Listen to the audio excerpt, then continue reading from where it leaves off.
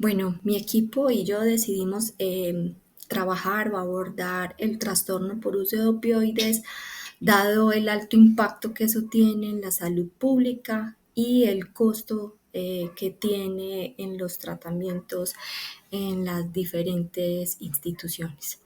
Entonces, para poder entender el trastorno por uso de opioides es importante comprender por qué un cerebro se vuelve adicto. Entonces, parte de la problemática radica en que eh, el cerebro humano se mueve en dos vías. Una en la búsqueda de placer y segundo en la evitación del sufrimiento. Con la búsqueda de placer hay una producción de un neurotransmisor que se llama dopamina, el cual es el sistema de recompensa que tiene el cerebro. Es decir, el cerebro lo toma como bueno y siempre va a tender a repetirlo.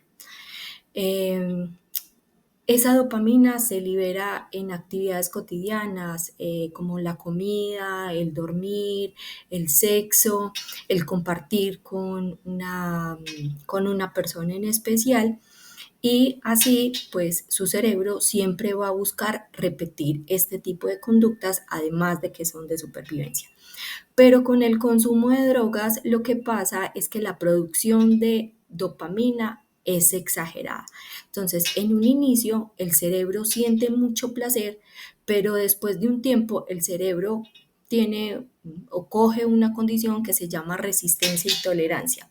Esa resistencia tiene que ver con la cantidad a la que estaba acostumbrada, ya no le hace efecto, y la tolerancia también está relacionada con sí, con esa condición de que la sustancia no hace efecto y por lo tanto tiene que ir aumentando la dosis cada vez más, cada vez más, cada vez más. Pero lo que pasa es que el cerebro desensibiliza esos estímulos y deja de sentir placer, por lo cual las personas consumidoras de cualquier tipo de sustancia tienden a aumentar la dosis. Y lo que pasa ahí es que el cerebro, eh, como es una magnífica máquina, el cerebro lo que hace es protegerse, ya que tanta cantidad de dopamina vuelve al cerebro lo vuelve muy excitado y el cerebro no está preparado para tanta excitabilidad. Entonces llegan otros neurotransmisores como el GABA y lo que hace es apagarlo. O por el contrario, el cerebro bloquea la recepción o la recaptación de dopamina y al bloquear la recaptación de dopamina, la persona siente menos placer y tiene que aumentar el consumo. Entonces, esos son los motivos por los cuales un cerebro se vuelve adicto.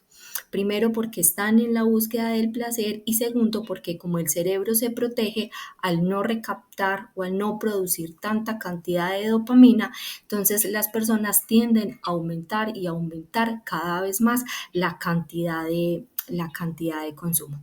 Ahora sí, podemos pasar a lo que nos compete, que es el trastorno por uso de opioides. Entonces, para poder hablar de la adicción a los opioides, es importante entender que hay una multicausalidad y no una unicausalidad, donde están involucrados la neurobiología, que fue lo que acabé de explicar a grosso modo con el área tegmental ventral, que es en donde se produce la dopamina, la parte genética, el comportamiento y el ambiente. Entonces, donde la parte genética, si bien no es un determinante, pero sí puede ser un detonante a la hora de consumir. Los comportamientos están relacionados obviamente con la búsqueda del placer y con la evitación del sufrimiento. Y ahora las últimas investigaciones apuntan de que el cerebro adicto no es solamente en búsqueda del placer, sino que cuando se deja de consumir, eso tiene un alto impacto en el cerebro y hace que tengan ansiedad y eso el cerebro lo interpreta como sufrimiento y tiene que volver a buscar esa sensación de placer y el cerebro ya entendió que lo obtenía a través de la droga. Y la parte ambiental, pues obviamente tiene que ver con todos los reforzadores, los amigos de consumo, los ambientes de consumo, el mal manejo de las emociones, el mal manejo del tiempo, el mal manejo de las situaciones aparentemente negativas, pues ellos no lo saben manejar y a través del consumo pareciera que todo funcionara mejor. Entonces es importante entender que el trastorno por uso de opioides y el trastorno por uso de sustancias no son un fenómeno unicausal, sino multicausal. Entonces, para poder hablar de un trastorno por uso de, que en este caso es de opioides, es importante pues como comprender que es un trastorno que se caracteriza por recaídas. Más o menos entre el 40 y el 60% de las personas que consumen tienen tendencia a recaer. Hay una compulsión por buscar y consumir la droga. La compulsión tiene que ver con los comportamientos, la pérdida de control para limitar el consumo, aparición de un estado emocional negativo, donde estos son los criterios que dice el Manual Diagnóstico y Estadístico de los Trastornos Mentales, el DSM-5, para uno poder diagnosticar un trastorno por uso de sustancias. Adicionalmente, hay ciertas características que están asociadas a los consumos. Primero, que debido al deterioro que tiene el cerebro afecta la atención, los estados emocionales, porque anteriormente expliqué que afecta el sistema de recompensa que está ubicado en el área tegmental ventral, que es en donde se produce la dopamina. Adicional a eso, cuando se deja de consumir como efecto secundario, reduce la serotonina y la serotonina es la encargada de que nos sintamos bien, la encargada del bienestar. Y la función ejecutiva, que es el lóbulo prefrontal, donde está el raciocinio, el autocontrol, la anticipación de consecuencias. Esa zona pareciera que se apagara, dada pues como la tanta cantidad de dopamina. Hay unos ganglios basales que son los encargados de modular o de producir como la motivación. La amígdala, que es donde se producen las emociones, y la corteza prefrontal, que era lo que ya había explicado. Entonces, esto obviamente afecta la neuroplasticidad o el funcionamiento del cerebro, porque ya el cerebro no va a producir la misma cantidad de dopamina y no va a ser tan sensible a los estímulos de placer, ya que la droga, por tanta cantidad de dopamina que libera, en comparación con comer o compartir con la familia o participar de alguna actividad que antes disfrutaba, ya esas otras actividades no son tan significativas. Pareciera que lo que pasa es que el consumo de drogas le roba la dopamina que se generaba con las otras actividades.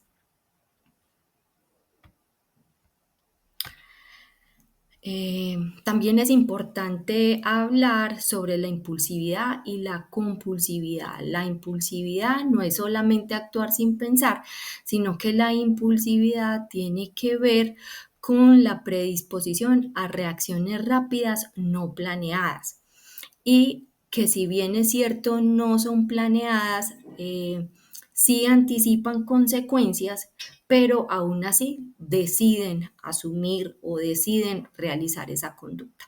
Y la compulsividad son obviamente comportamientos repetitivos que se asocian a la búsqueda de la droga. El sistema de recompensa y su rol evolutivo, ¿cierto? Entonces, obviamente afecta el vínculo social, eh, la, eh, la manera en cómo nos relacionamos con el otro, pero también está muy relacionada con actividades asociadas a la supervivencia, como son la alimentación, la reproducción y la supervivencia. Entonces, son actividades que obviamente requieren de un mayor control y de una mayor supervisión por parte del cerebro, pero que dado el consumo, estas actividades pierden la cantidad de placer y terminan por quitarles valor. No es que no importen, sino que importan menos. Entonces, importante entender varios conceptos: la adicción, la dependencia, la tolerancia, el síndrome de abstinencia, el craving y el abuso. La adicción es la enfermedad, la dependencia se caracteriza por una adaptación psicológica, fisiológica y bioquímica que produce esta droga y hace que no tengan como esa capacidad de autocontrol. La tolerancia está relacionada con el aguante que tiene el cerebro. El síndrome de abstinencia son el conjunto de síntomas físicos, psicológicos y emocionales que tiene el sujeto cuando deja de consumir. El craving es un deseo o necesidad insaciable para consumir. Y el abuso es cuando el uso de la sustancia se vuelve compulsivo y depende de esa droga para su vida cotidiana. Hablar del mecanismo de acción de los opioides es supremamente importante, ya que está relacionado no solamente con el placer, sino con la reducción del dolor. Entonces, entender este fenómeno, para entender este fenómeno se los voy a explicar así. Hay una señal de dolor. La señal llega al cerebro. En las neuronas hay receptores opioides que actúan ralentizando las señales de dolor. Cuando el cuerpo se lesiona, liberan analgésicos naturales que se llaman endorfinas. Las endorfinas funcionan como llaves en los receptores opioides, frenando el dolor. Los analgésicos opioides naturales como la morfina y la codeína, los semisintéticos como la oxicodona, hidromorfona y la heroína, y los sintéticos como el tramadol, la metadona, el fentanilo y la buprenorfina comparten similitud química con las endorfinas. Esta característica le permite a los opioides unirse a los receptores opioides y detener la señal de dolor, pero también actúa en el área tegmental ventral, especialmente en el núcleo accumbens, que es donde se produce la dopamina. Y esta dopamina, como ya lo expliqué anteriormente, es el sistema de recompensa que tiene el cerebro. Cuando algo bueno sucede, el cerebro libera dopamina, lo cual indica que es algo bueno y que se debe de seguir buscando, ya que produce placer. Para mantener las neuronas dopaminérgicas bajo control, las neuronas inhibitorias, es decir, las GABA, mantienen los frenos hasta que llega algo bueno. Al igual que las neuronas de dolor, las neuronas inhibitorias también tienen receptores opioides, que cuando se toman los analgésicos, los receptores opioides actúan en la neurona inhibitoria, apagando los frenos y liberan dopamina y se siente bienestar. Cuando se toman analgésicos de manera frecuente, a las neuronas dopaminérgicas les cuesta liberar la dopamina, ya que la liberación de estas neuronas inhibitorias, es decir, las GABA, reprimen la liberación de dopamina, se vuelven menos sensibles, por lo tanto, deben aumentar la cantidad de consumo. Entonces, este es el proceso por el cual funciona el mecanismo de acción de los opioides. Inicialmente, como hay una señal de dolor, estos receptores y estas neuronas con receptores opioides tienen la función de disminuir el dolor con el fin de buscar ayuda y obviamente mitigar ese dolor. Bueno, continuando entonces con el abordaje del trastorno de opioides, podemos identificar algunos detonantes que se pueden evidenciar tanto internos como externos, ¿sí? Entre ellas podemos incluir lo que sean las emociones, síntomas físicos, ¿sí? Entonces, que pueden desencadenar esa abstinencia y craving para que pueda volver a consumir la persona. Entonces, esos detonantes externos se pueden asociar de manera independiente de que sea la persona que busque el consumo en personas, en lugares o que los vendan, y pues eso hace que se desencadene un conflicto interpersonal. Entonces, por ende, encontramos lo que son los factores de riesgo que se pueden clasificar en varias áreas asociadas a esta, que es primero la edad, ¿sí? La edad, la adolescencia y la adultez que sea temprana, por ejemplo, de entre 18 a 25 años, son periodos de alto riesgo debido a la inmadurez cerebral en áreas de control como los impulsos y la toma de decisiones. ¿Sí? A su vez, podemos encontrar que las comorbilidades psiquiátricas pueden ser la presencia de esos trastornos mentales, como lo es la depresión, ansiedad, trastorno de estrés, el TDAH, ¿sí? Todo esto aumenta significativamente el riesgo de desarrollar estos trastornos de opioides pues está catalogado ahí en el Ministerio de Justicia y de, de Derecho en el 2024, ¿sí? También es conocido como psicopatología dual, la patología dual donde se pueden evidenciar tanto el trastorno mental que la depresión o demás que esté combinado con el consumo de alguna sustancia y en este caso serían los opioides. A su vez, en la otra área de factor de riesgo podemos evidenciar la historia del uso de sustancias psicoactivas. ¿Sí? Este uso puede incluir tanto el alcohol, la nicotina, marihuana, y esto puede ser un factor de riesgo para el uso de opioides que sean combinados con estas sustancias. ¿Sí? A su vez, también se puede evidenciar un factor de riesgo como el dolor crónico. ¿Sí? Las personas que reciben opioides para el manejo del dolor crónico, pues, especialmente en dosis altas y por periodos prolongados, tienen un riesgo elevado para desarrollar esa dependencia. A su vez, también podemos encontrar como la historia familiar de adicción, ¿sí? La predisposición genética, se puede sumar a la influencia del entorno familiar, aumenta esa vulnerabilidad que se puede presentar cualquier usuario o paciente frente a este uso de opioides. A su vez, entonces, tanto como tenemos los factores de riesgo, también encontramos los factores protectores. ¿Sí? En esta área de factores protectores ayudan a que el usuario tenga como mayor red de apoyo frente al dejar el consumo. Entonces, en esta podemos encontrar las relaciones familiares, ¿sí? Un entorno familiar estable y con una comunicación abierta es un factor protector fundamental en este momento, ¿sí? Que esas habilidades de afrontamiento afectivo sean la capacidad para manejar el estrés, las emociones negativas de manera saludable y que reduzcan la probabilidad de recurrir a este tipo de drogas. ¿Sí? Que el acceso y la educación y el empleo sea abierto, ¿cierto? Estos factores promueven la estabilidad y un sentido de propósito, pues asimismo para disminuir el riesgo y también teniendo en cuenta que el acceso a los servicios de salud de calidad, que tenga esa disponibilidad de atención médica integral, incluyendo programas de prevención y tratamiento en este trastorno, que debería ser crucial. ¿Sí? A su vez, podemos encontrar si hay clasificación o tipos, pero realmente en este trastorno por uso de opioides no se clasifica por esos subtipos, sino por la gravedad. Puede ser leve, moderada o grave, ¿sí? Entonces, en el ámbito clínico se puede diferenciar entre el trastorno por uso de opioides de la prescripción, que sean medicamentos como la oxicodona, como hidrocodona, la morfina, ¿sí? Y ya sea a su vez el trastorno por uso de opioides que sean ilícitos como la heroína, el fentanilo, ¿sí? A menudo pues estos dos tipos de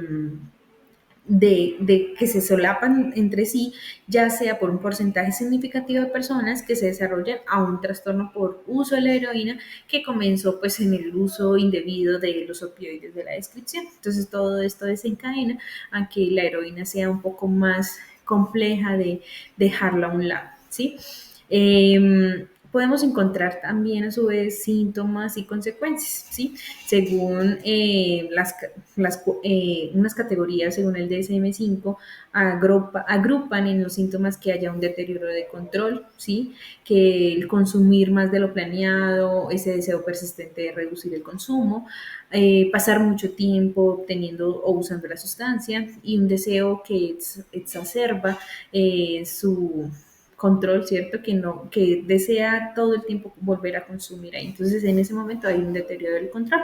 Así, a su vez, también hay el deterioro social. Ese es el incumplimiento de obligaciones, continuar con el uso de pasar los problemas a interpersonales, el abandono de actividades sociales o recreativas, entonces empieza a ser como masa social. Ese uso o los criterios farmacológicos, ¿sí? Que desarrollando pues, la tolerancia, ¿sí? La necesidad de una dosis que cada vez vaya creciendo un poco más, ¿cierto? Para lograr el efecto deseado y esos síntomas de abstinencia para reducir o interrumpir el consumo. Entonces, realmente empieza a ser ambivalente ese uso arriesgado que sea de consumir en situaciones básicamente peligrosas, continuar con su uso a pesar de saber que la sustancia empeora un problema físico o psicológico, de pronto no hay esa restricción.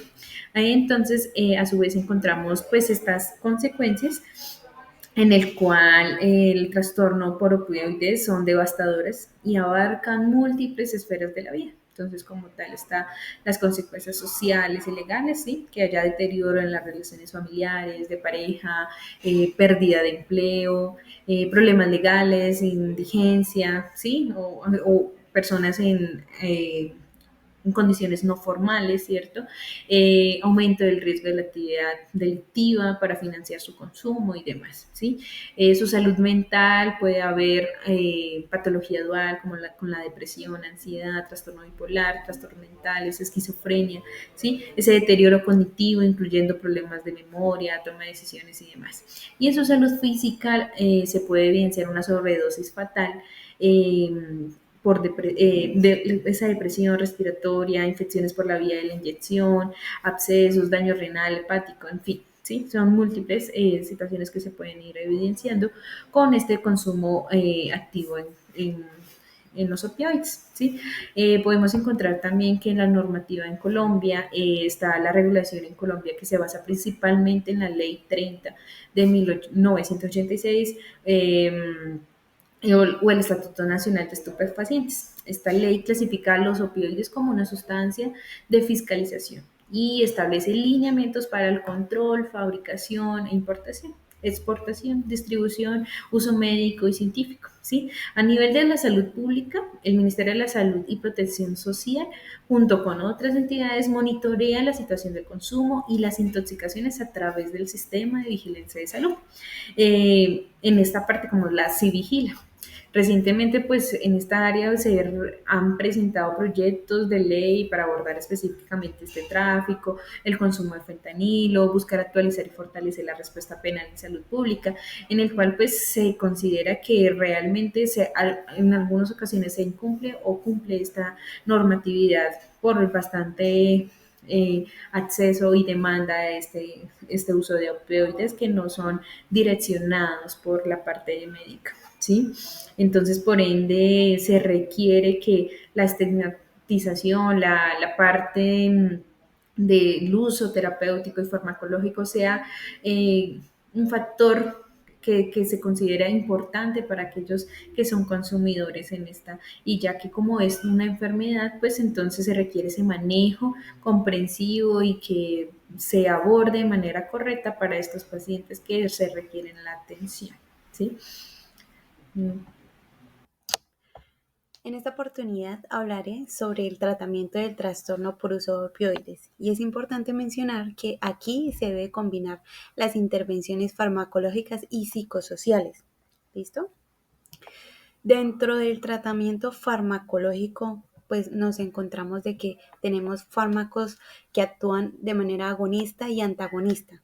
En los agonistas tenemos lo que es la metadona y la buprenorfina, que son la primera línea de tratamiento y se conocen como una medicación para el trastorno por uso de opioides. La metadona. ¿Qué pasa con la metadona? Este actúa como un agonista opioide completo de acción prolongada. ¿Y qué pasa con esto? Que este se une a los receptores opioides y activa el circuito de recompensa, pero de manera controlada, lo que proviene los síntomas de abstinencia y el craving. Su uso pues reduce la mortalidad y las conductas delictivas, asimismo pues la transmisión de enfermedades infecciosas. Y pues su dispensación es altamente regulada, pues ya que necesita un criterio especializado. Asimismo, tenemos la buprenorfina, que es un agonista opioide parcial y se une a los mismos receptores que la metadona, pero con una activación menor, lo que disminuye el riesgo de sobredosis y pues a menudo se combina con la naloxona para prevenir el uso indebido por vía de inyección, ya que la naloxona pues precipita un síndrome de abstinencia si se inyecta. Continuamos con la buprenorfina, que es más accesible que la metadona, pudiendo ser prescrita pues por algún médico. Y como antagonista tenemos lo que es la naloxona, que es un antagonista opioide y se usa para revertir una sobredosis de opioides de manera aguda, ya que tiene una alta afinidad por los receptores opioides y los desplazamientos de manera inmediata.